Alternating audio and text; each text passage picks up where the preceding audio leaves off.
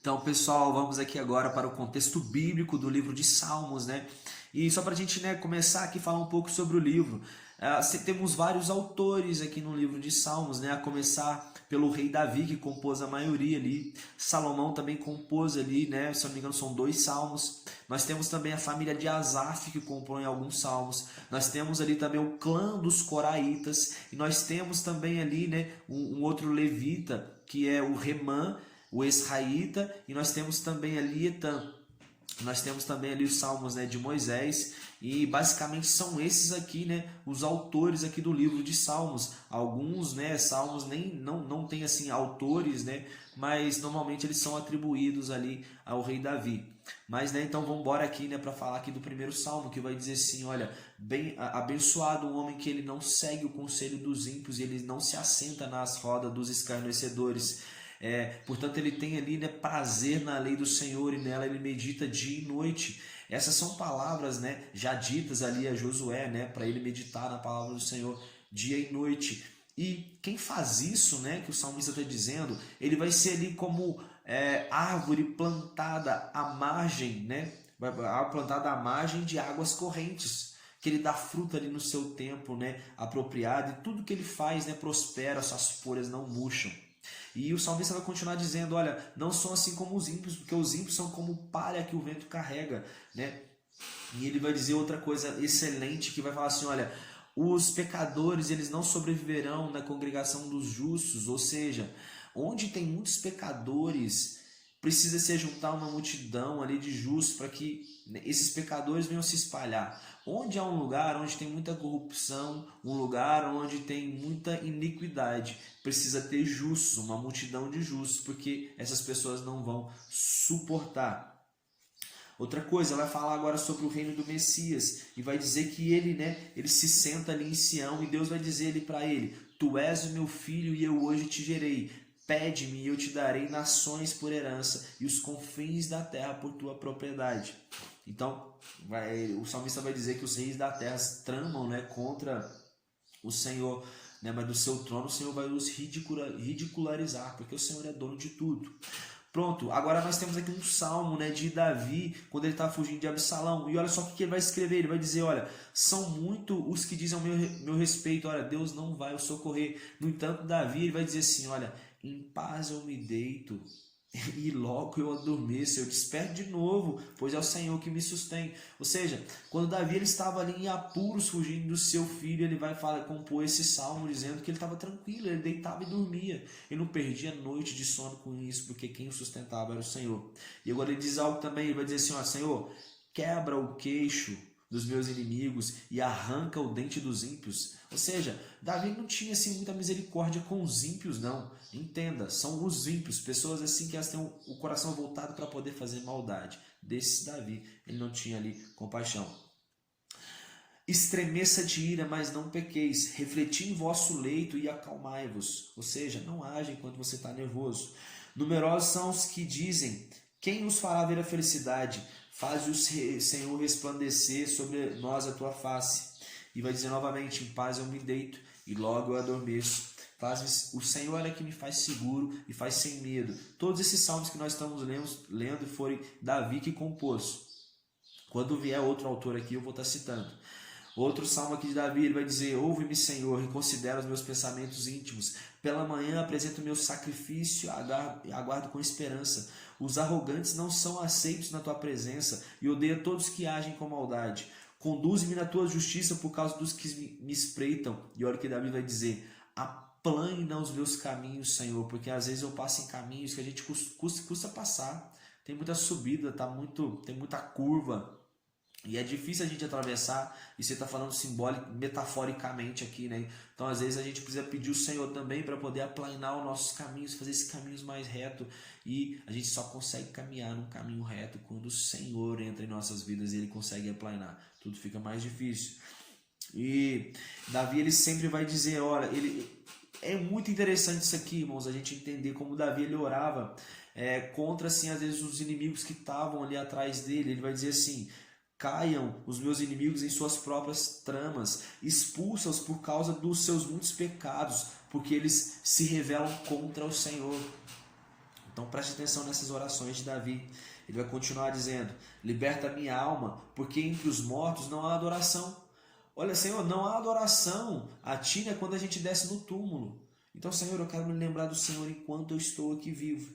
Todas as noites eu choro banhando, né, meu leito de lágrimas. Afasta de mim, Senhor, os malfeitores, porque o Senhor escutou a voz do meu pranto. Agora preste atenção nisso, porque agora o salmista Davi está dizendo que o Senhor ouviu a voz das lágrimas que caíam do seu rosto. Então, se isso é algo que o Senhor ouve, a gente às vezes chora e o Senhor está ouvindo cada som que está vindo das nossas lágrimas, e isso, né, que está dentro do nosso coração. Então Deus, ele ouve as nossas lágrimas. Agora nós temos aqui um salmo que vai dizer que é a confissão ali de Davi, né, quanto acerca de Cuxi, que era um benjamita. Alguns vão dizer que Cuxi era o próprio rei Saul, e outros dizem, né, que era um servo ali de Saul. Mas por certo, Cuxi, ele era um benjamita. E o que Davi vai revelar sobre esse homem agora? Ele vai dizer: Senhor, eu confio em Ti, salva-me de todos os meus perseguidores, porque se eu procedi como me culpam, e se minhas mãos há injustiça e iniquidade, que se paguei o bem com o mal ao meu amigo que me fez bem, se eu despojei ali os meus adversários, Senhor, eu sou culpado de tudo isso. Mas, Senhor, Davi está dizendo: olha, me culparam de algo que eu não fiz, pessoas que eram amigos meus. Você vai ver depois, Davi, outros salmos, a gente vai continuar lendo mais para frente, né? Mas de amigos que estavam com Davi ali, que ele não diz o nome, mas que esses amigos o acusavam, né, Davi, de ter sido tipo uma espécie de um traidor. E ele vai continuar dizendo: olha, Senhor, né, pode, tipo assim, arrasta minha alma no pó se eu tiver feito isso. Mas, Senhor, se eu não tiver feito, dá fim à maldade, né, dos ímpios, e ao justo, a quem é justo, dá paz e segurança, Senhor. Ele vai dizer assim que muitos homens, eles armam armadilhas, né, e eles caem ali no seu próprio, né, buraco, na sua própria armadilha que eles armam. Vai dizer agora no outro salmo: tua glória é cantada acima do céu, Senhor, que é o homem para que te importe. Ou seja, quem somos nós para que o Senhor importe com a gente, Senhor? Tu, né, nos fizeste um pouco menor do que os anjos e nos coroastes com glória e honra. Por isso, Senhor, teu nome é majestoso e grande na terra.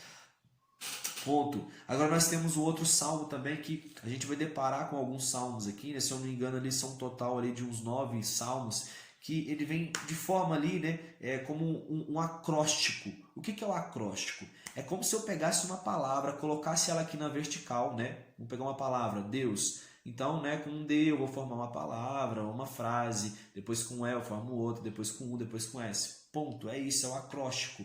Agora, o acróstico que nós temos aqui é sobre o alfabeto hebraico. Você tem letras aqui como Aleph, Bet, Gimel, Ri, Vav. Então, essas palavras aqui, elas formam esse acróstico, né? Mas são letras do alfabeto, não está especificamente ali formando uma palavra, né? E temos vários salmos dessa forma aqui, né? De forma de acróstico. Então começa assim esse salmo dizendo, falando: olha, Deus, ele é o justo juiz. Eu alegro e exulto em tocar e cantar louvores, e eu rendo graças de todo o meu coração ao Senhor. Defendeste meu direito e a minha demanda, corrigiste as nações e destruíste o ímpio, ó Senhor. O Senhor julga com justiça e governa todos os povos com retidão. O Senhor é abrigo seguro para os oprimidos, uma fortaleza no tempo da angústia. Tocai e cantai ao Senhor Deus, que jamais se esquece do clamor do necessitado. Salva-me das portas da morte, para que junto às portas de Sião eu possa cantar louvores a Ti, Senhor.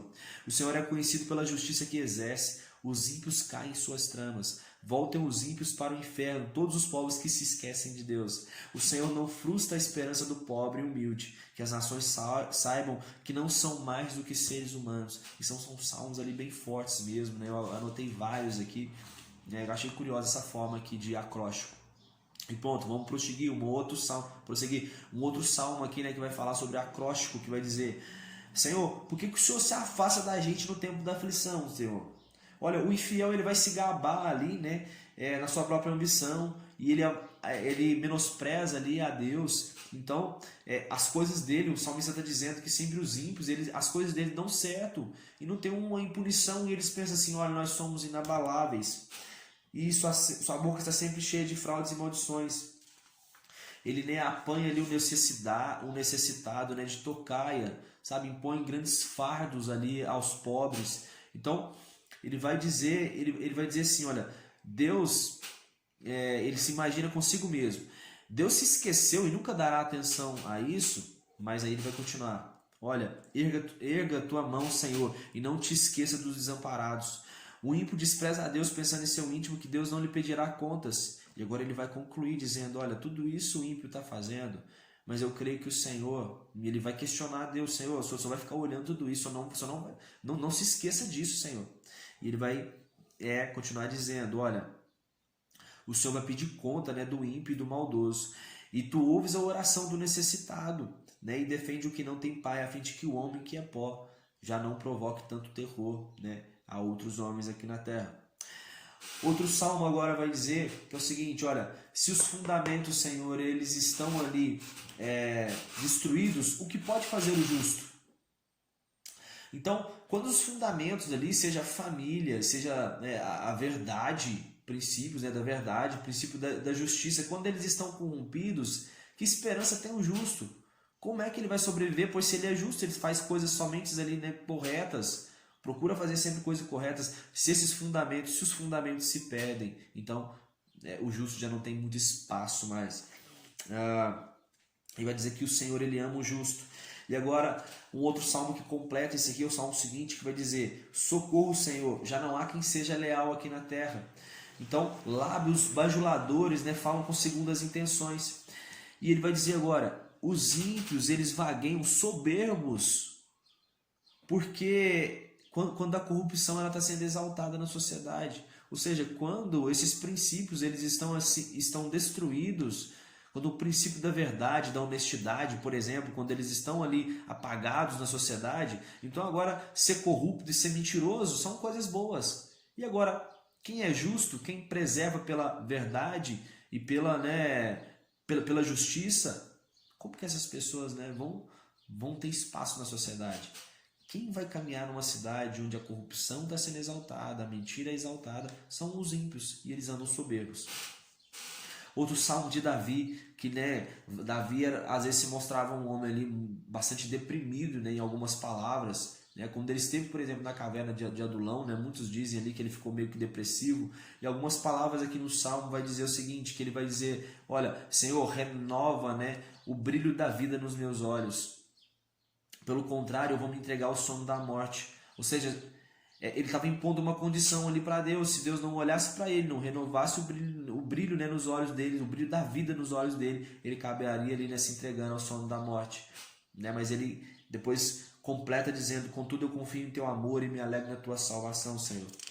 E vai dizer no outro salmo, dos céus o Senhor se inclina sobre a humanidade para ver se há alguém que tenha sabedoria, que tenha juízo, alguém que busque ao Deus de coração. Olha, Deus procurando algo, procurando alguém para poder usar essa pessoa. Quem poderá morar no teu santo monte, Senhor? Aquele que é íntegro, esse é um salmo famoso. Quem poderá morar no teu santo monte, Senhor? E aquele que pode é aquele que tem a mão limpa, aquele que é íntegro e ele pratica justiça e de coração ele fala a verdade, não usa a língua com maledicência e nem faz mal ao teu semelhante. Deus ele tem prazer nos fiéis que estão na terra. Muitos serão os sofrimentos dos que deixam o Senhor e buscam outros deuses. Na calada da noite o meu coração me ensina. Tu não me abandonarás nas profundezas da morte, e nem permitirás que o teu santo ele sofra ali decomposição. Então, esse é um salmo falando aqui sobre a fidelidade de Deus. E é um salmo também que a gente pode fazer uma alusão ali a Jesus, que Jesus ele não sofreu decomposição. Ele simplesmente, ele foi, num dia ele desceu ali à mansão dos mortos, ele vai ressuscitar depois em 3 dias, ele não sofreu decomposição. Então é já um salmo também aqui apontando para Jesus. O salmo vai dizer, prova-me com fogo e iniquidade alguma o Senhor vai encontrar em mim. Davi dizendo isso, Senhor. Protege-me como a pupila dos teus olhos e abriga-me à sombra das tuas asas protetoras. Livra-me das pessoas mundanas, dos homens maldosos da terra, onde a recompensa está nessa única vida. Agora nós temos um outro salmo aqui, que é um salmo de Davi, quando ele e seus amigos, eles matam ali os 4 últimos, gigantes, dentre eles, tinha o irmão ali, de Golias, estava no meio desses 4 gigantes. E aí Davi vai dizer o seguinte: eu te amo com todo o meu ser, ó Senhor, minha força. O Senhor é meu rochedo, meu escudo e o poder que me salva, minha torre forte, meu refúgio. Vai dizer: o Senhor seja louvado. E esse, né, é uma frase que está ali, né, nas cédulas, né, do nosso país aqui, da nossa moeda, o real. O Senhor seja louvado. E continua: pois clamei a Deus por livramento e estou salvo dos meus inimigos. Ele atirou suas flechas e afugentou meus inimigos. Com seus raios os arrasou. O fundo do mar apareceu e os alicerces da terra foram expostos por causa da tua severa repreensão. O Senhor me arrancou de águas profundas. Tu, Senhor, transformas luz em trevas. Tu, Senhor, transforma em luz as minhas trevas. As minhas trevas o Senhor transforma em luz. A palavra do Senhor ela é verdadeira. E deste-me poder, Senhor, nas batalhas para eu poder vencer ali o meu inimigo. O Senhor me fez ali, olha Davi dizendo, o Senhor me fez chefe, né, de uma nação, de um povo que eu nem conhecia, né? Agora um povo que eu nem conhecia, ele coloca ali à minha disposição. E tudo que eu peço a esses homens, eles fazem. Ou seja, Davi sendo grato, porque um dia, né, ele era simplesmente um pastor de ovelhas e agora se torna um rei. Depois que ele se torna rei, ele vai ter que fugir, né, ali do rei Saul. E depois você vai ver os 400 homens, né, que andam com ele depois ali da caverna de Adulão. Depois se junta mais um monte de pessoas. No livro de Crônicas vai falar que povos, homens de todas as tribos de Israel se juntaram depois a Davi. Então, né, Davi ele teve um exército muito grande, mas pessoas foram se juntando ali a ele, né? Ele se tornou ali, né, um líder desse povo. E ele fala um pouco disso, né? Eu creio que é a alusão que ele está fazendo ali a essa oração dele, a essa dádiva que Deus concedeu a ele, dele ser um rei, um chefe ali, né, de grandes homens, e rei, né, de uma nação, que ele reinou ali sobre Hebron e depois reina sobre Israel. E para a gente finalizar aqui no Salmo 19, vai dizer: nos céus o Senhor armou uma tenda para o sol. As palavras que vêm do Senhor são dignas de confiança e transformam os mais humildes em sábios. Quem pode perceber os seus próprios erros? E ele pede: Senhor, purifica-me dos erros que eu ainda não tenho consciência, daqueles que eu ainda não enxergo. Então, este é o homem segundo o coração de Deus, que tem mais salmos dele para frente e já já a gente vai chegar lá. Fiquem com Deus.